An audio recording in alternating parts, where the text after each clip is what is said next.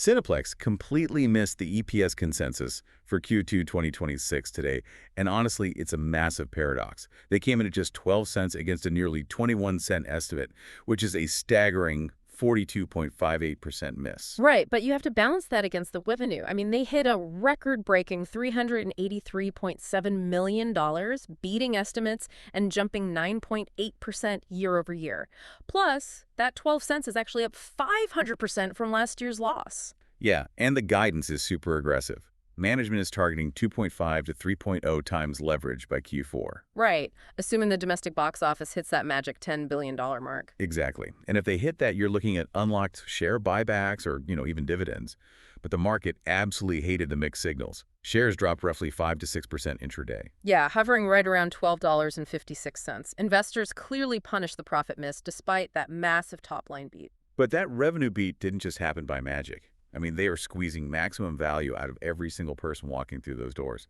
Box office revenue jumped 11.2% to over $176 million. And attendance is up 9.3%.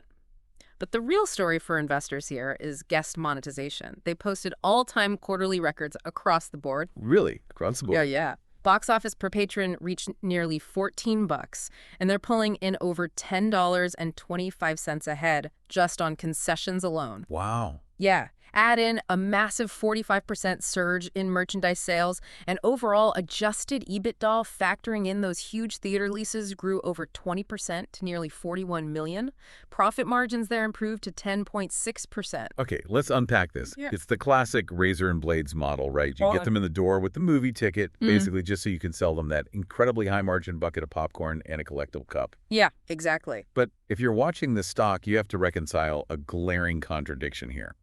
If operating metrics and concessions are breaking all-time records, why did EPS miss the mark so badly? Well, it really comes down to what ate into those popcorn margins. You had elevated G&A expenses, higher stock-based compensation, and ironically, higher film rental costs, precisely because the box office performed so well. Oh, right, because of the studio cuts. Exactly. Remember how the mechanics work?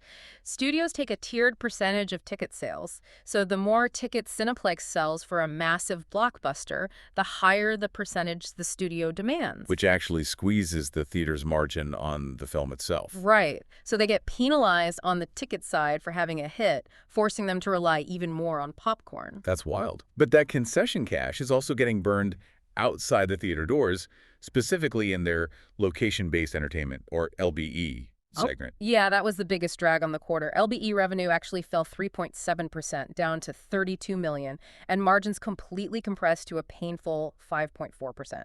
They're getting hit hard by macroeconomic constraints on discretionary spending. Plus heavy local competition for those remaining entertainment dollars, I imagine. Exactly. And what's fascinating here is the sheer divergence in consumer spending behavior.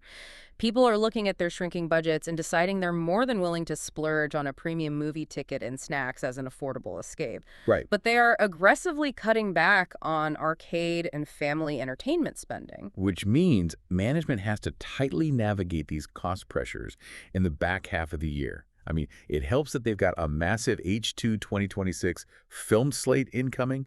Major releases like Avengers Doomsday and Dune Part 3 are basically guaranteed foot traffic. They're pairing that slate with strict capital discipline, too. CapEx is firmly capped at $50 million for 2026 and $60 million for 2027.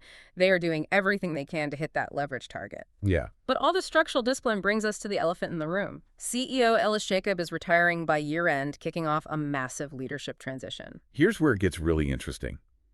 Is it incredibly risky to swap CEOs right as the company's on the very cusp of hitting its long-awaited leverage target? I mean, you've got a recovering box office, major capital allocation decisions looming with potential buybacks, and suddenly you're handing the wheel to a new captain.